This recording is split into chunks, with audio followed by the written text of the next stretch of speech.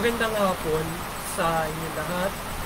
Ito po si Herbert Curia, author-promoter ng Human Rights Promotion. Ang boses ng Human Rights Promotion sa malayang demokrasyang ito, kakibat ang ating pananalig sa ating banal na Panginoon Diyos, banal na Panginoon sa Kristo at gabay ng kaliwanagan ni Banal na Santa Maria, mula sa isyong kinakalap at magbabantay sa mabuting pamahala, patas ng hustisya at karapatang kantao, ay hinggil sa issue ng International Day of Forced Disappearances and 48 Pambansang Pabahay Program of Marcos Administration. Ipinagdiwang ang araw ng International Day of Forced Disappearances sa buong mundo, particular sa Pilipinas, ang ilang progresibong grupo sa ating bansa mula din sa pangkarapatan at environmental groups ay nagsagawa ng kilos protesta naman sa harap ng Supreme Court. Yan. So ang kaso ng forced disappearances sa bansa at buong mundo ay marami. At dito sa ating bansa ay may mga aktivistang environmentalist pa ang dinudukot sa kasalukuyang administrasyon, at umabot na sa 17 yung kaso at 27 naman ang sa environmental activist. So yan, so ito yung ating tinunguhan topic na yung International Day of Forced Disappearances last August 30 na pinagdiwang, at yung 48 program ng ating Panginoon. Yan. At itong pinagdiwang ito nung ilan natin mga kababayan, mga activist group, from the environmental group, human rights group, at iba't ibang mga political and other groups, civil society groups na pagdiwang ang itong araw na ito, at sila ay nagsaboses para doon sa kanilang mga mahal sa buhay. So may ilan sa pinalayang environmentalist activists, particular itong si Gangla, ay nag-file ng kaso sa SC for Nito Habeas Amparo at Habeas Data, kung saan ay protection sa kanyang buhay at pamilya niya, at pagkuha ng information about them, kung saan dinukot siya di umuno ng state forces with other kasamahan niya. So kaya itong mga may nagpatunay na latest na environmental activist dinukot ng state forces, pinalaya siya after 3 days kasama yung pati yung ilang kasamahan niya. So nag-file siya ng case sa Supreme Court para protektahan yung pamilya niya at sa pag-provide sa kanya o sa pamilya niya na to protect them from the state forces na sila ay mayroong abducted at sila ay ginagawa ng ganyan lang para sa protection ng kanilang buhay na nanganig within that kind of government abuses. So ang ilan nagkilos sa protesta ay hinisigaw naman ang pagpapalabas ng kanilang mga kapamilya na mga dinukot o nawawala, at state forces ang kanilang pinagbibintangan dito. So yung ibang mga human rights and activist groups, environmental activist groups, ng mga grupo, isa na sa boses nila yung mga biktima ng forced disappearances na nawawala at nagbibintangan ng state forces na ito ay kanilang solve case o ilitaw at palayain na itong mga kanilang mga nabiktima nito. So yan. So ang human rights promotions ay mariing nakikisa ng mabuting pamahala, patas ng hustisya at karapatang kantao. At sa issue ito ng International Day of Disappearances ay forced disappearances ay nakikisa tayo sa pagdiriwang ng araw na ito, at para sa mga biktima na dinukot at nawawala.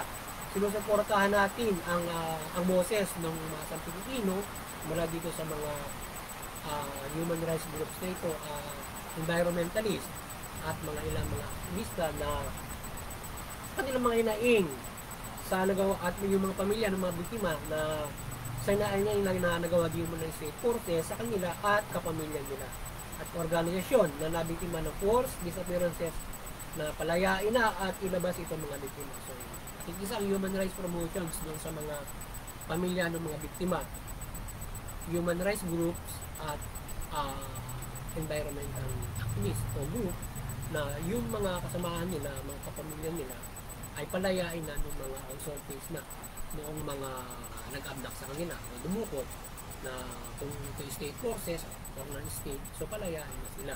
So ngayon yung ating pamahalaan ay kanilang magpamamahala ng mabuti yung ating mga leader para mapalabas ng mga yan at hanapin nila yan doon sa kung sino sa state forces ang gumawa. So yung ating pamahalaan at administration ay Supreme Court at iba't ibang respective government offices.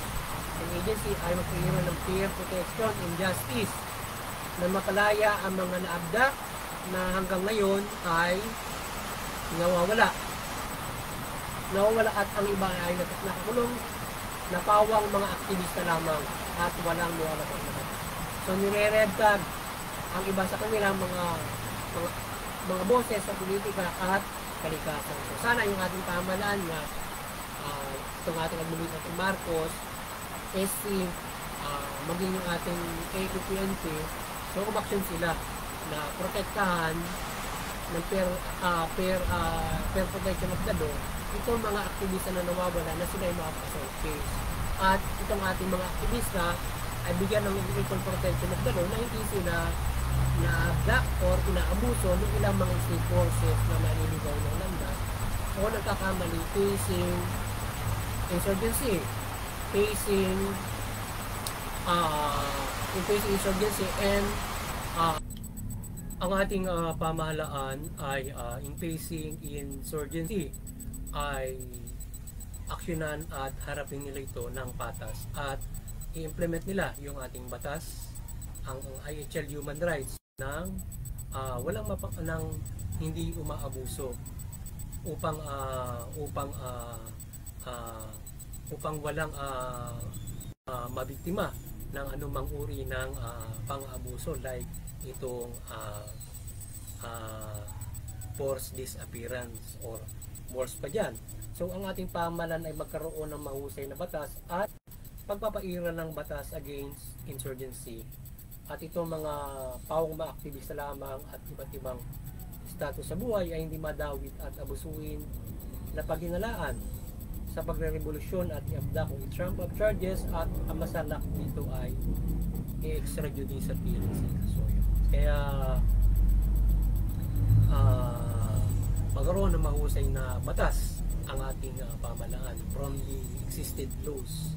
At yun ang nasabi na nabanggit natin kanina, yung pagpapaira ng IHL and human rights para ito ay hindi umabuso yung ating nasa pamahalaan. Maging strict sila na yung ating pamahalaan from our hierarchy of the government, yung hindi umabuso yung mga nasa ating state forces. At sino man na nasa pamahalaan na maging politiko ay umabuso using the state forces or non-state forces in facing insurgency and abuses, bagkos ay magpahiral patas ng hustisya, legal at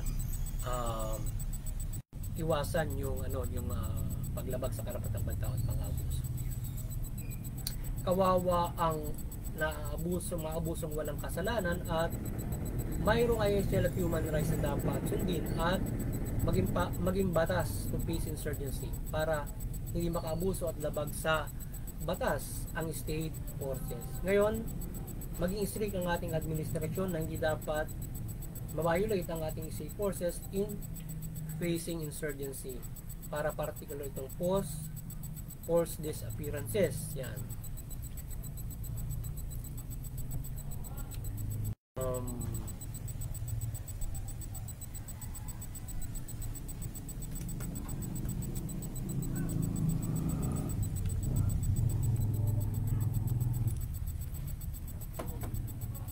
Sa ibang issue naman ay ating sinusuportahan ng pabahay program ng ating Pangulong Marcos at naway matupad ang kanyang programa na mabigyan ng pabahay ang lipunan ang mga Pilipinong kapuspalad. Hindi lamang sa kanyang termino, kundi continuous ito na may pabahay na maasahan ng lipunan Pilipino for fair life sa ating bansa o namumuhay ayon sa karapatan. Yan.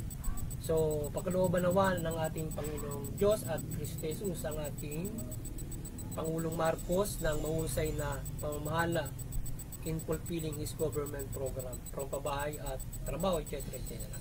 Gabayan niya ang lahat to support implementing human rights and code program. So muli, maliwanagan naman ng Santa Maria ang pamahalaan at lipunan ng Pilipino at yung pamahalaan ay mamahala ng mabuti, matuwid, tugunin yung harapan ng mga tao. Iwasan yung pang-abuso at korupsyon at katiwalian. Yung mga umaya sumunod sa pamahalaan, susuportahan yung human rights, fair justice, good governance, iwasan yung paglabag sa batas at paghalaban sa pamahalaan.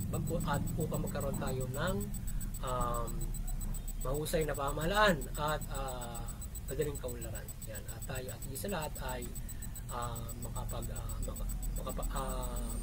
masunod natin ang kalooban ng Panginoon Diyos at makapanampalataya tayo ng lubos. Yan. Muli, magandang hapon sa inyo lahat at God bless you all.